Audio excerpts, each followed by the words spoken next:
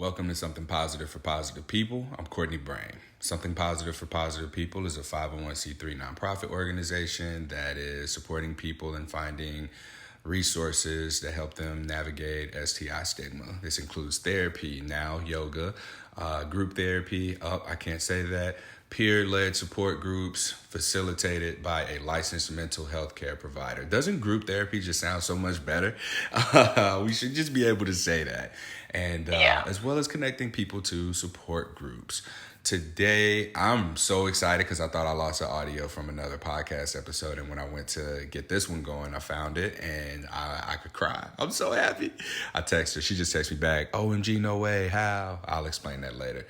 I don't understand how Do Not Disturb works on my phone because I'll put it on and still get stuff. I don't get it. And it's on airplane mode, but the Wi-Fi's on. And it has to be the case for me to record the audio, which for whatever reason, and this is just going to be the last bit of rambling I do, I promise. We got a guest today. I'm going to let her talk. I'm not going to do that thing where I stretch out what she's saying or try to translate it or anything. But I bought this expensive-ass microphone. And the audio, when it's just me, sounds great on the microphone. But when I'm interviewing people, the audio in the microphone doesn't sound all that good. So here we are recording straight into the phone. And I haven't done this in a while. My laptop broke, so I'm actually using two phones right now. No, it ain't one for the plug and one for the load. We ain't gonna say the other part of that. But so the sound quality should be better. I had people say to me that things were not sounding very clear or loud on a couple of recent episodes, and I know why. My laptop has run its course, so it's time to do something different. We'll see how this two-phone thing works out. Otherwise, I'll have to get a Mac, which I've never had a Mac before, but yeah, we'll see how this goes. All right, Maya is our guest today. Maya actually is someone that completed the peer support group led by a licensed mental health care professional. So she was one of the participants in that group. And we're going to talk a little bit about her own personal experience and going through, I'm just going to call it group therapy. On paper, you know what it is, but when we're doing conversations, it's group therapy. So we'll leave it at that. So Maya, if you want to go ahead and just, I hate when people ask me to introduce myself. First off, let's go with let's talk about your experience with your diagnosis. We don't have to get into like age and all of that stuff if you don't want to, but anything that you want to share, go ahead. So I have been a positive carrier for herpes simplex virus 2 genitally. I contracted it May 27th, 3 years ago. So doing the math, I think that's 2018 or 2017. I contracted it the way that you see it in The Hangover, that what happens in Vegas stays in Vegas except for herpes. That motherfucker comes back with you. Sorry, I don't know if I can curse or not, but it definitely came back with me. So I never had sex ed in school. I transferred from one middle school to the next one. So when I left one middle school, they weren't having the sex talk yet. And when they went to the other one, they had just finished having it. So as ignorant as it sounds, at 24, when I first contracted it, I knew that herpes was out there, but I didn't know exactly what herpes was, and I never bothered to look into it because I didn't think it was ever going to come its way into my life. So how I'm saying all of that to say, when I contracted it, I received it, or I got it by getting head from someone else. I had no idea that you could catch something from getting oral sex. I always thought I used condoms, I'm being protected, and with him, I thought, I don't want to risk anything, so I'm not going to have sex, so I'll have oral sex instead. And then, of course, boom, I get it. So that's how I got it. I know who it came from. I was too much of a coward to confront him about it, and I just kind of kept running my mind like, did I see anything in his mouth? His mouth looked fine to me. And I was a coward. I didn't confront him, but I found a website where you can put in their phone number and it'll send them an anonymous text saying you need to get checked. So you might potentially have X, Y, and Z. So I think I got it from him based on the timeline. It's possible now that I know about it that it could have been dormant, and I never had a symptom until, I guess, 2 weeks after him. At first, I thought it was a razor bump. It was really painful. Went to the doctor. She gave me ointment. It kept hurting. I went back. She said it was probably a rash from using a bikini earlier that weekend. Gave me another ointment. It still kept hurting. So I went to the doctor 4 times, long story short. And the way that I was told that I had it was, I think, similar to everyone else's, where they just kind of tell you you have herpes. Like, they tell you it's Monday or it's Tuesday, like, just normally. I stayed composed, but when I went in my car, I cried and I cried and I cried. And when I went back home, at the time, I had just moved back in with my parents after graduating from college, so it was really, really hard to just try to just shake it off in the car and then go back home and pretend like everything was fine. And then that's a whole different story within itself. Me being of a Hispanic background, it's very stigmatized to talk about sex, which is also why I didn't know about herpes as much as I should have. And to this day, my parents still don't know because it's still very taboo and very stigmatized to talk about sex. So that's how I found out about it and more. Yeah. When you bring up like being Hispanic, I kind of relate this to a lot of communities of color. Curious about your experience. Do your parents ask you like when you're having kids or when they're going to get grandbabies or anything like that? So they know that, eventually I'm going to have kids. They do want grandkids. They're telling me all the time, like, you need to get married. We want grandkids. But it's very, very taboo to talk about sex. Even growing up, I remember whenever we would watch a movie and there was a makeout scene, my sibling and I had to close our eyes during the makeout scene. I mean, very, very traditional family. They've had the sex conversation that they had with my sister and I was, we know you guys are going to have sex eventually. Just be safe and don't tell us about it. We don't want to know about it. That was pretty much the sex talk that we had. But other than that, it's very taboo to talk about sex. Yeah, that's challenging to navigate because you don't know what safe is. You don't know what protection is. So these words that to an adult who has had children, clearly because they had sex, it's just such simple language for them to use that means so much to them, but to you it doesn't really mean much. Like, wear condoms, right? That's what protection means. It doesn't also include communicating with partners. It doesn't include getting tested and encouraging your partners to get tested. It doesn't include a lot of the elements of protection that need to be included when you say that. And when you say be safe, like, all right, what do you mean? Do I need to carry a knife with me whenever I'm going to go have sex with somebody? Like, what do you mean by safe?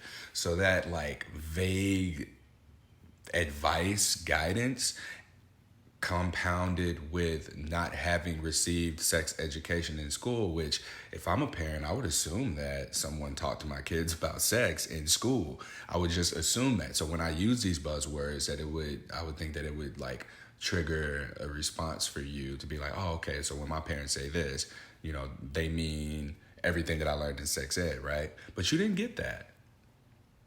Yeah, and it's a bit embarrassing to say, like at 24, I should know the basics, but I think a lot of what we consider or what the typical audience considers as the basics is just gonorrhea, chlamydia, what you get tested for on your standard STI panel. But I think with herpes, and even sometimes syphilis, like to this day, I should probably know. I don't know how people get syphilis. I know about HIV because of how big it was back then and like how people were so like scared of it at the time. But I feel like there's certain things that people don't know about. I mean, my friend had HPV when we were in college, and that was my first time ever hearing about it. That was her first time hearing about it. So it's a shame that I guess our generation doesn't know as much as we should know, I think, which is why I'm so happy how I found you, like on Instagram and other influencers on TikTok.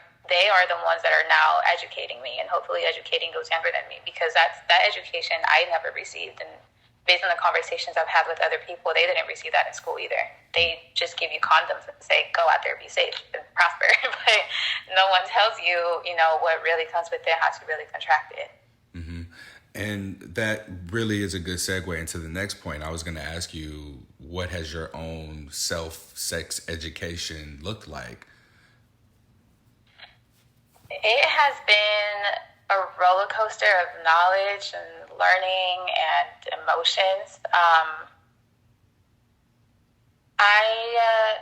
I never got the sex talk in school, but I did participate in, it was one of those programs that went into local neighborhoods and got random girls that were from certain disadvantaged populations. And I remember it was called, I think it was like Go Ahead Friend, or I don't know, something tacky like that. But essentially it was a bunch of girls meeting with an adult, and she would talk to us about having healthy sex and how to break down the stigma of sex being bad, and that sex can be fun, it can be healthy, just be protected. She was the reason why I went on birth control at 13, which I don't think should have happened that early. To each their own, but to me, I think I was too young to really understand the responsibility that came with sex at 13. But that was as far as my education was. But again, I don't remember her ever talking about what you can catch from it. I think it was more so like pregnancy prevention, or trying to prevent, I guess, that stereotype of we are Latina or African American women getting pregnant at 15. I think that's what they were trying to prevent at the time. And my mom signed me up for it because, again, just being afraid that I would fall into the category that was in the neighborhood of all the girls that looked like me getting pregnant at that time. So that was what happened. That was the extent of me getting any type of sex ed, but it was more of pregnancy prevention ed, I think, which is also just goes back to how, people see us, that because we look a certain way that we are on track to be part of that statistic. And then I didn't really get educated on anything else beyond that. I think the extent of me getting educated was every time I would go into Planned Parenthood, and they would tell me, this is this is what you can use to prevent pregnancy and prevent blah, blah, blah. But they just give you items, and that's it, or brochures. And you're not going to grab any brochures unless you have whatever is on the brochure, of course. I really didn't get educated really in depth about sex until I was diagnosed with herpes. And even then, all the knowledge that I did get was through my own self-exploration, because there weren't no resources out there for me. My way of getting involved with the herpes community online was I found Shayna Singleton through my sister. She's just amazing, but we're not going to talk about that because that would be a whole another podcast. I can say so many good things about her. But my sister sent me, and my sister's the only person in my family that knows about it. She was the first person I told. She sent me a BuzzFeed article saying, hey, I think you should check her out. And I instantly connected with her. She was very real, very genuine. She kind of sort of looked like me in a certain aspect, as far as like we were within a certain community. And after going on her Instagram, I found your page, and I just found so many more pages, so many more podcasts.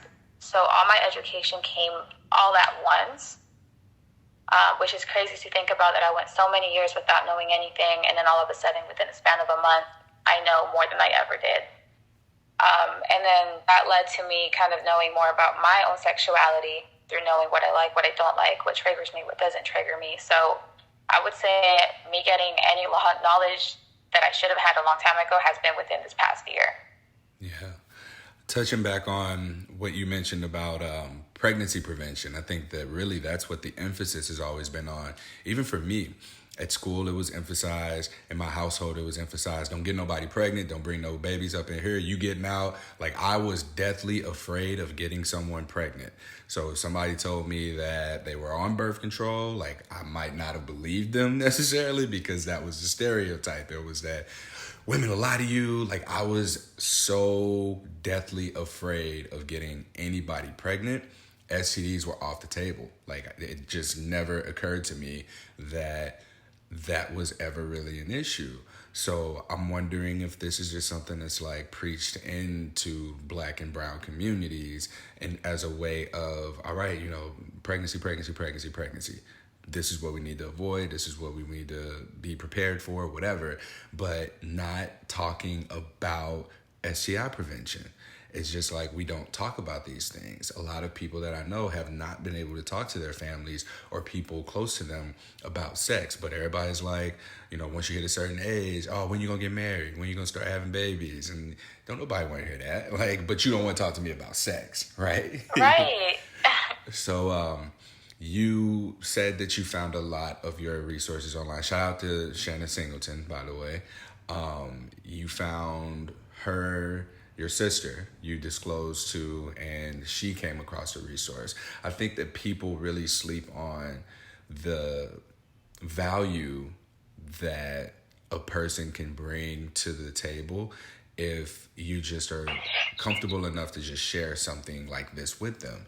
People want to help us, people want to support us, people want to love us, but we're so deathly afraid of anyone finding out about our status that we'll just isolate and not have any resources rather than risk someone else knowing our status and judging us at the expense of us not being able to have any. So, like, just like how you told your sister, this is someone that you trusted, you love, you feel safe with, you feel supported by. She came through for you. After you told her, she came across that, she was able to share that resource for you. And that's just how this advocacy thing works. Whenever we have people around us who have even just like a mild understanding of what it is that we're experiencing, they can be advocates for us. Now, who's to say that she won't be out and about and someone makes a herpes joke? She might be the one to stand up for all of us because she knows one of us. And that's something that people really don't understand, or people don't really see the value in, because of just how taboo it is to discuss sexual health. And especially if we're the ones that are impacted by it, we don't want nobody to know that. It's embarrassing, right? So my question to you is, why your sister? Why her?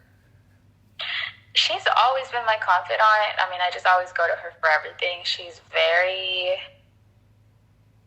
I would say she's emotionally incompetent. So I knew that going to her, she wasn't going to have pity towards me. She was just going to give me the facts and tell me how it is. Which was the case with her. But I trust her, and I just needed to tell somebody. I mean, I always trusted her with everything. And she's been a great resource. I mean, she always tells me that, well, you should have been more careful, but it wasn't your fault. I love you. You're important. You're special. So she tells me everything that I would want like a mother to tell me, but I know that I can't go to my mom for that. So that's why I told her. Okay. Yeah. And you weren't scared about her not being what she had always been to you after you told her this thing, right? Like, was there ever any moment of fear where if you tell her you have herpes, that she's gonna like, this will be the thing that she's like, I can't bother with you. I can't deal with you. I'm gonna tell people, like, because these are just genuine concerns. So I'm curious to know if you had any of that.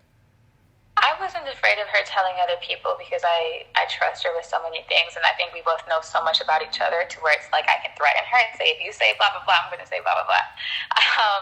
But I was so definitely afraid of her rejecting me, just because disappointing her is something that I've always feared so much, because she is my younger sister and she looks up to me. And she always tells me that she looks up to me. She always tells me how she loves me, how I'm a mother figure to her. And I was just so afraid of her seeing me in a different light, because when I found out, I saw myself in a different light.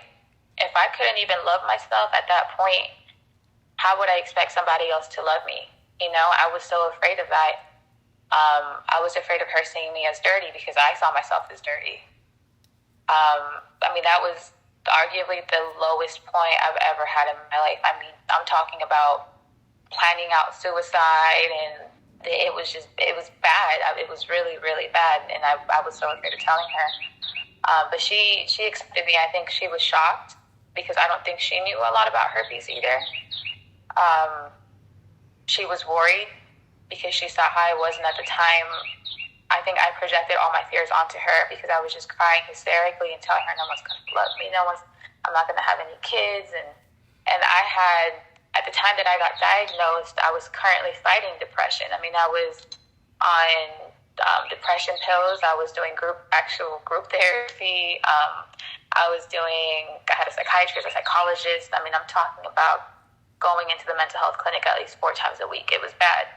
So I think she was worried as well that I was finally coming out of that hole, and then to be diagnosed was kind of going all the way back. So I think she was afraid, but not in a rejecting type of way. Yeah.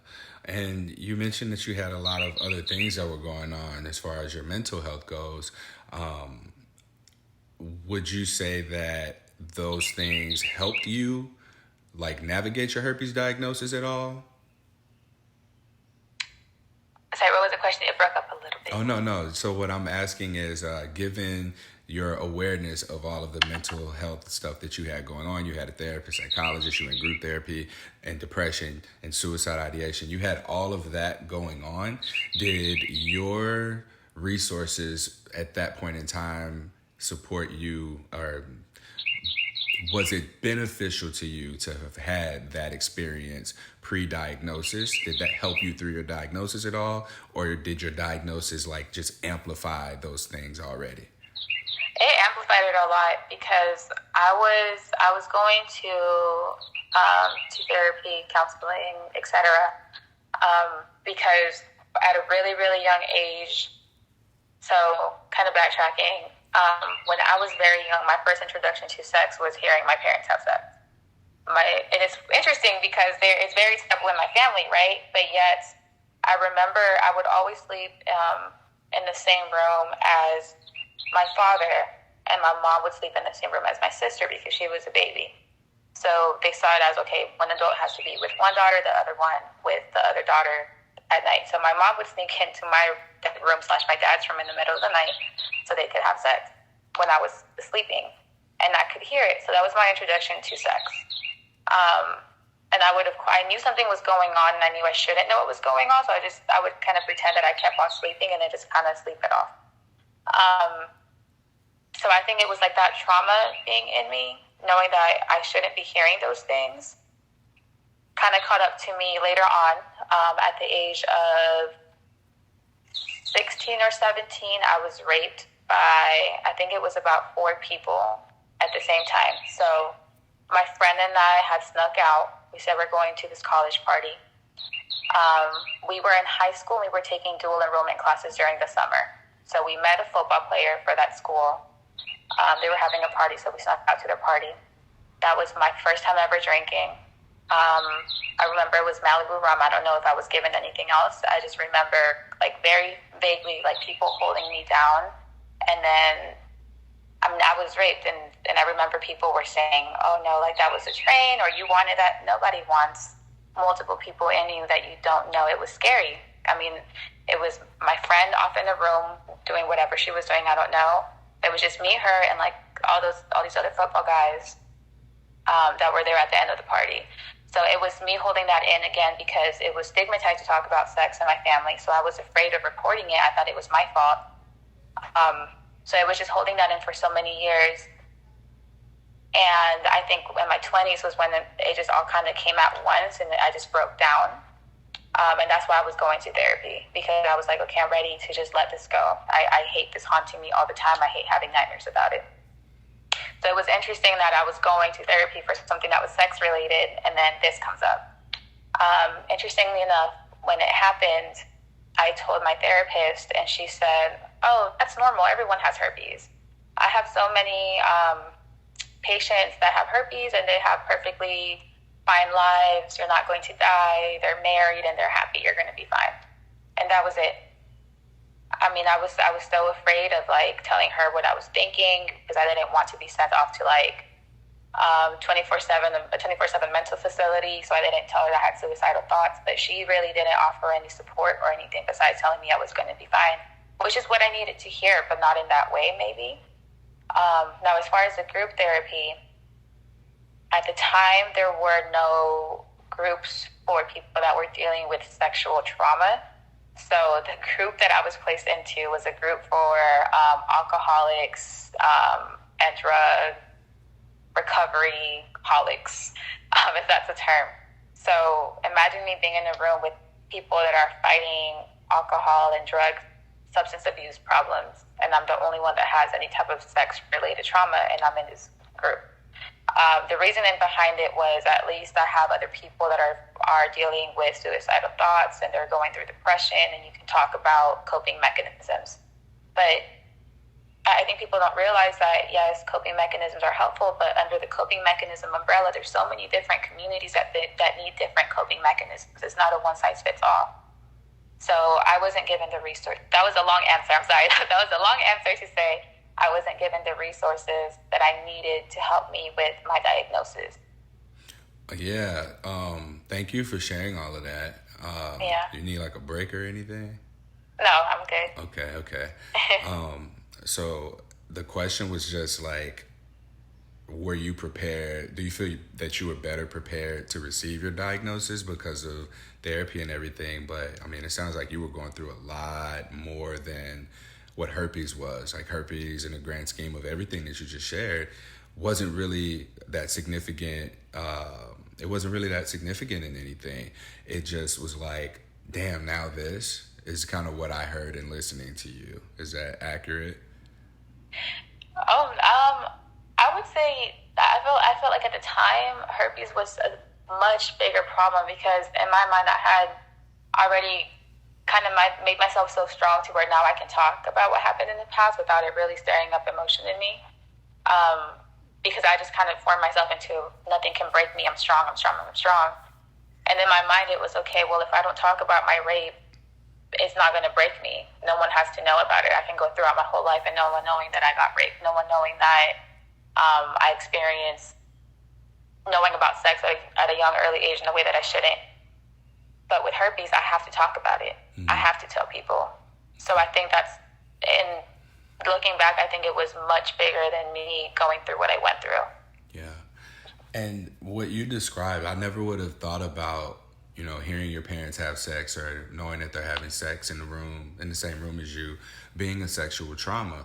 I guess that is something that I guess I want to explore with you a little bit more. So you've been in therapy about that. That is a sexual trauma. Like, how so, and how has that impacted you in your relationship to sex?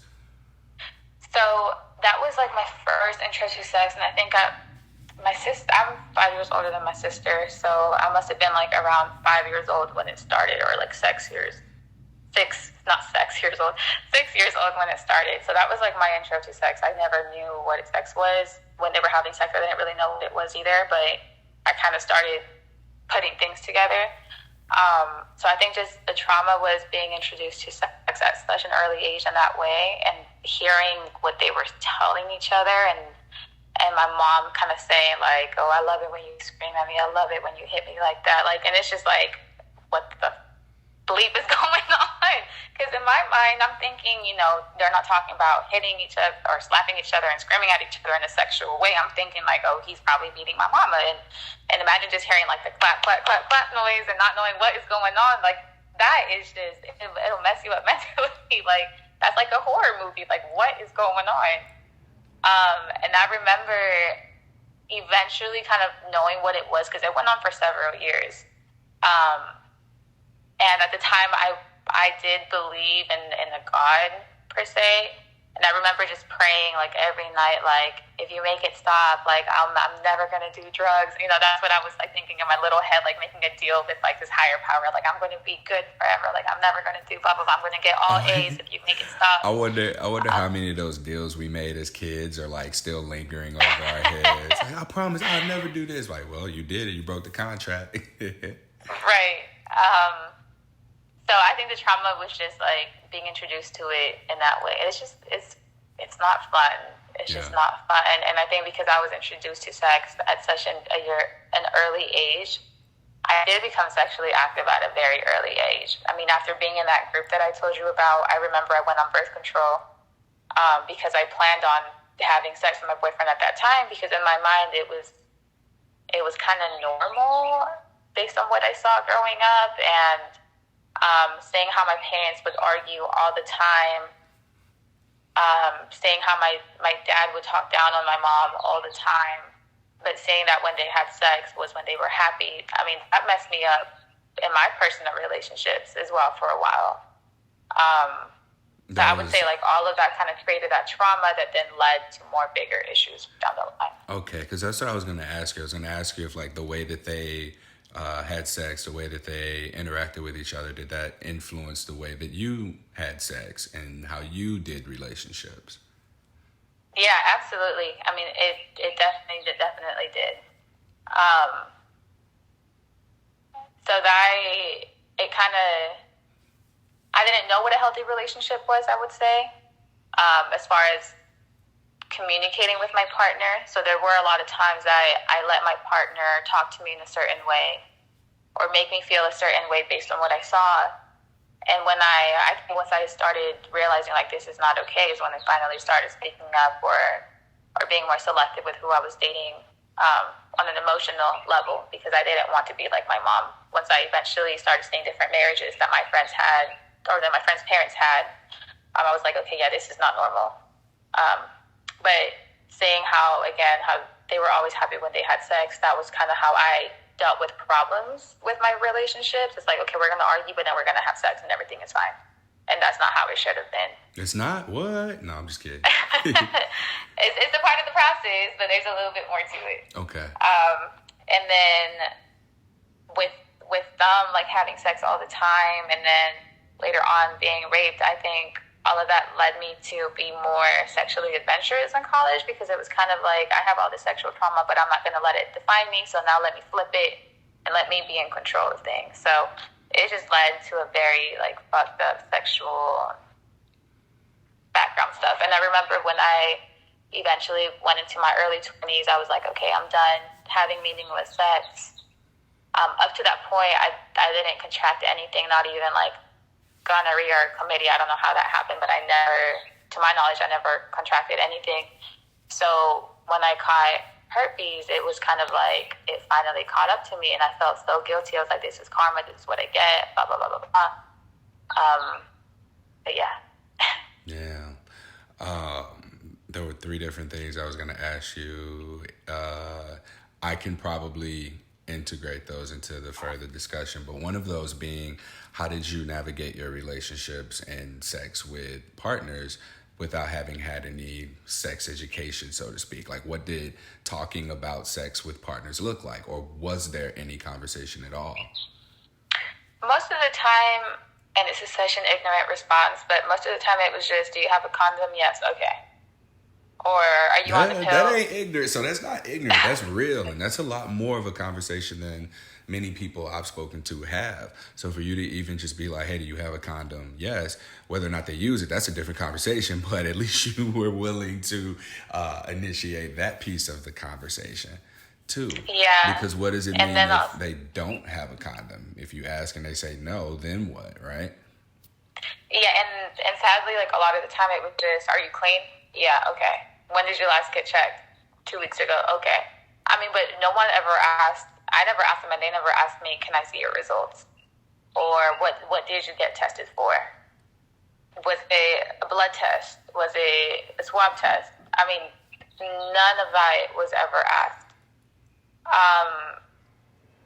And now looking back, when you're in college, like, I think all of us think we're so invincible, like, we're so young, let's just go out there and have sex, and it's part of the experience, but there's so much responsibility that comes with that. I mean, emotionally, physically, mentally. I wish I would have not only checked, their results, but also kind of checked them mentally. I mean, are you going to be a crazy person that's going to stalk me after I give you the swab? Like, I need to know. There's so many things that we have to check for besides that, and it's crazy that most of us don't. Mm-hmm. And then another question revolved around like how herpes has become sort of what your sex education is. You've been in therapy and everything up to this point. I'm curious to know what bits of what you've learned since your diagnosis do you feel like would have been useful to you and relevant to you as someone who is starting to have sex? So basically, your 13-year-old self, What did you learn now that you feel like would have transferred well to your 13-year-old self, just becoming on birth control and being sexually active? I mean, everything, to be honest. Also, just knowing that there are things out there that you can catch with, even if you use a condom. I mean, a lot of us think that condom is going to save everything and protect everything. That's not the case. You can still have sex with a condom and still, get fluid contact or skin to skin contact. Even like with herpes aside, receiving oral sex can give you BV. It can give you a yeast infection. I mean, people have all these germs in their mouth. And even if you brush your teeth, you get these little cuts in your mouth. So there's so much that goes with it, but it's either not common sense or common knowledge. I don't know, but I wish I would have known all of that. Mm-hmm. And there's such a there are lots of germs, bacteria, like all of this stuff comes with the potential for a less desired outcome, an inconvenient outcome.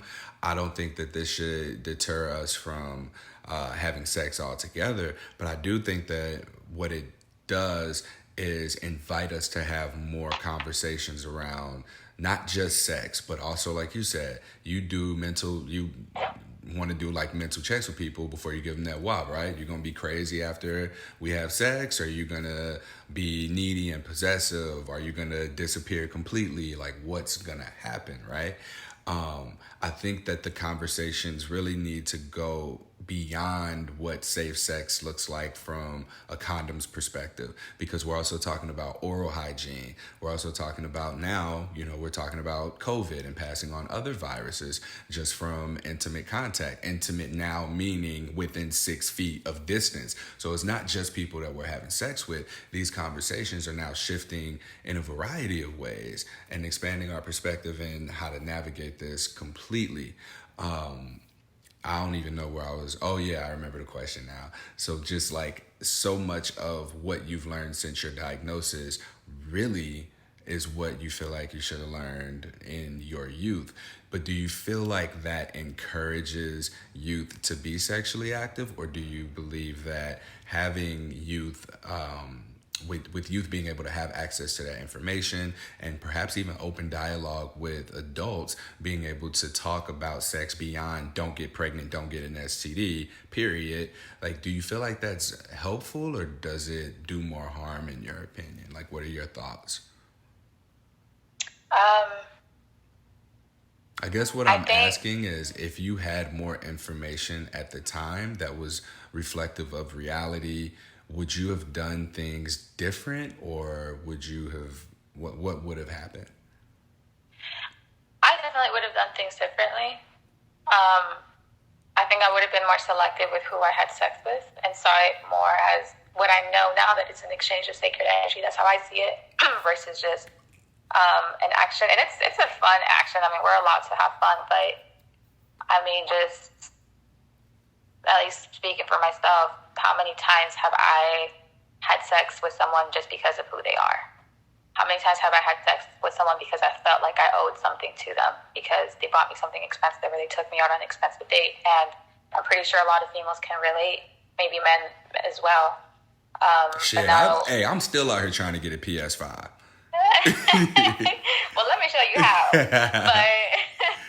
But I think I would have still had sex, but I think now that I know how to have certain conversations and kind of like scan certain people, that's a good word to use.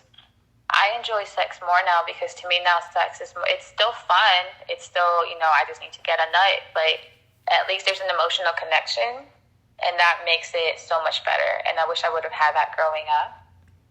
That's not to say that some of us sometimes just want to have sex and just get it over with. Like, we don't want to make it that deep when it's something that... Damn, just get it over with? Hold on, wait. Can we reword that? Like, not get it over with. Do you actually mean just like have sex to have sex? Or you... Because what I heard is like, let's just get this shit over with. Like, let's get it out the way. Like, in the sense of... Like, I'm crazy. Like, there's this attraction here. I need to get it out. Or is it, I don't even want to do this. Come on, hurry up. Oh, no, I'm talking about, like, let's just get this nut out and just have fun and enjoy it. Yeah, I just wanted to make sure. But I mean, not when I have those moments. I mean, I call him Django. He's my vibrator, but I just go ahead and use him. Boom, boom, done. But I feel like I wish I would have been able to do that when I was younger instead of needing more. Okay. Yeah. So yeah, masturbation is definitely something that I was not talked to about. Like, we made fun of each other if you masturbated because you couldn't get no wop, right? And this is obviously not the terminology that we use at that point in time, but like, I grew up thinking masturbating was a bad thing because of like my friends. Like, I used to like avoid doing it. I'd avoid touching myself. And it was just like, oh, now I'm overly aggressive in trying to get sex from somebody. And this is all even through middle school, going into high school. And then when I finally did have sex, it was like, oh, this is cool, but I'm gonna still masturbate too. And I think it took me until college, because in college I had a roommate, and they got to a point I was like, hey man, you're gonna have to get up out of here. I need the room. Like, I'm finna beat off real quick, so you come back later. And that's how open dialogue occurred. And it wasn't a bad thing at that point. When I began to talk about it, or talk about masturbating and talk about watching porn, it seemed like all of that shame that was instilled in me from my friends around me, it was alleviated. Like, it was just gone the more that I was able to safely talk about it. And then obviously the first couple of times you talk about it, there's a little bit of a risk. Like, maybe you're gonna get jokes or get made fun of. You can't get none. And like, that's the extent of it. But then it became, do what you gotta do. And hearing that from friends, it's like, oh, that's support. All right.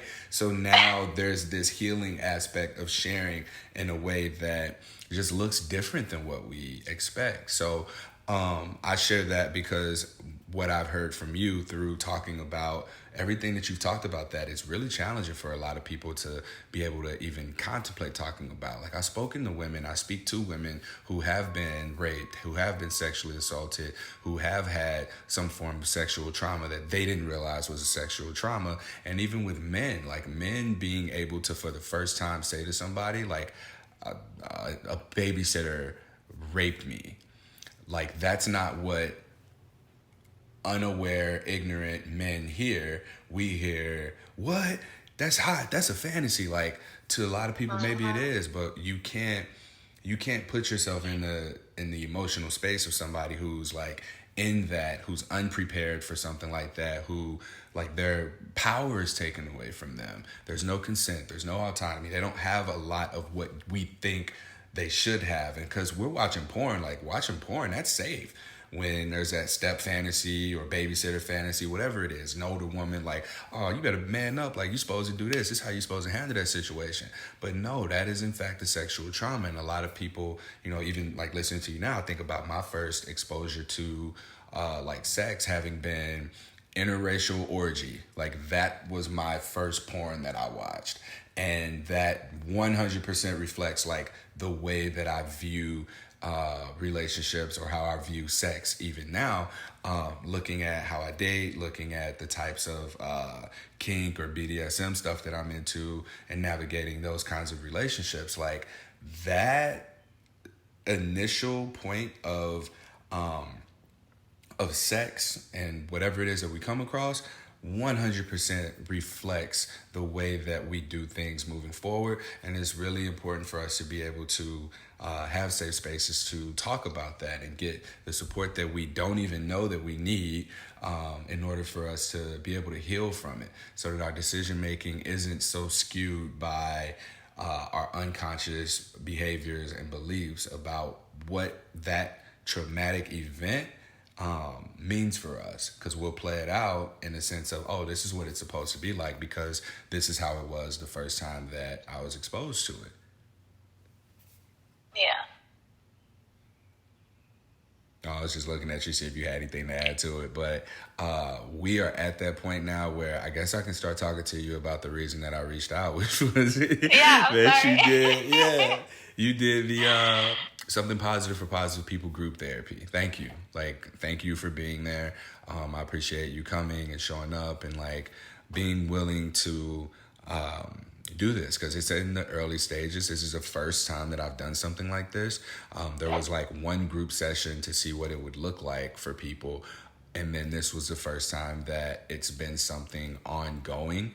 So I guess I'm curious for you to just share with me anything that you want to share about what that experience was like for you. I'll shut up now and let you take it. So, first and foremost, I want to apologize to you and the group because I think towards the end I didn't show up every time as I should have. I got a new job at the time, and it was because I was a new girl. I had to have the night shift on the nights that we met. And by night shift, I mean all night until 4 in the morning. So there were a lot of times that I had to miss out because I got called in last minute or they didn't take my scheduling into consideration. So sorry in advance. But from the majority of the meetings that I did attend, I grew so much. And when you were thanking me just right now, a minute ago, I mean, in my head, I'm thinking, no, thank you. There was one time where we talked about it or we were having a talk about disclosing. And the next meeting we came back, I came in saying, I disclosed to 3 people this week. And that was unheard of because at that time I had only disclosed to like 2 other people, like within the past 2-3 years, right? So to me, that was big. Like in 1 week, I was able to disclose to 3 people, and that was thanks to what they, to their support and like everything they talked about. And I disclosed to someone romantically. I disclosed to someone at work. I disclosed to one of my really close friends. Like I disclosed to people that I never thought I would have talked to. I mean, for someone to think, oh yeah, I'm going to go in and tell my boss, hey, I need a mental health day because I have a herpes outbreak and I'm just not mentally feeling it. I mean, that's not something that happens every day, you know? So I grew so much. I mean, I'm so much more confident in myself. And I think especially as some of us like to say, we're not ashamed of having herpes anymore and we're much more than our diagnosis. I think some of us do have those days when we just it just swings at us and we start feeling down again.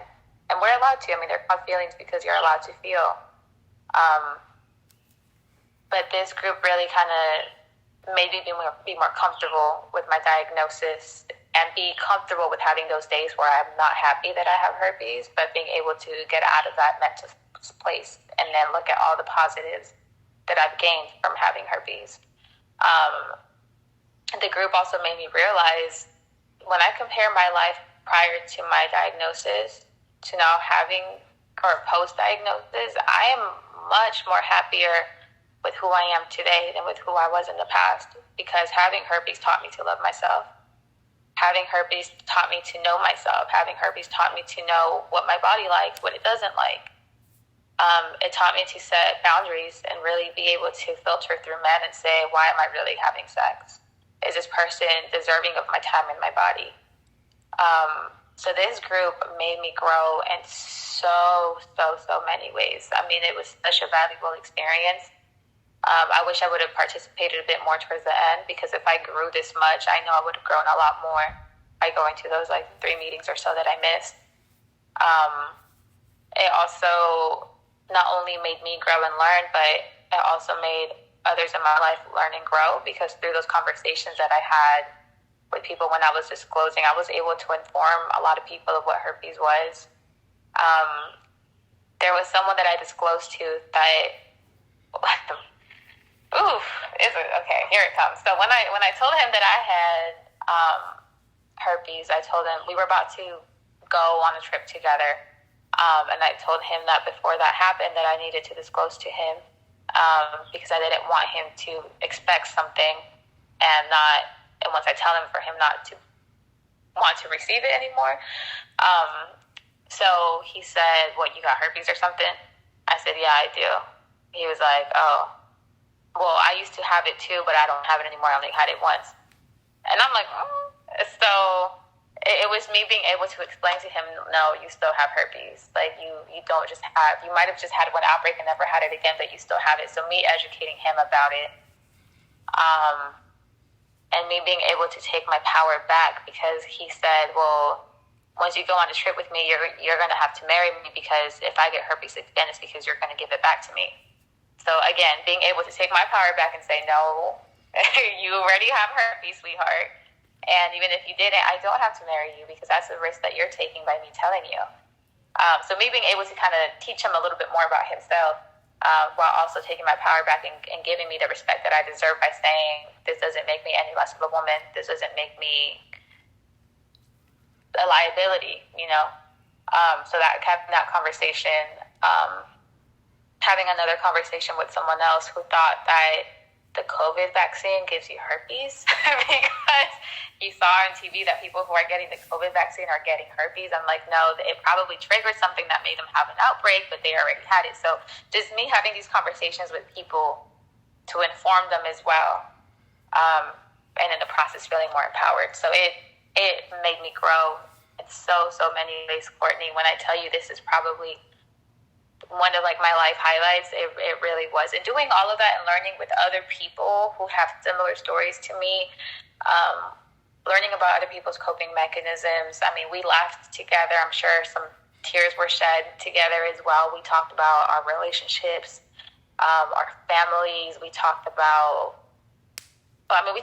everything. I mean, we would start out having a fun conversation. So having that, or a fun question, and having that fun question kind of helped us get to know each other a little bit more remotely.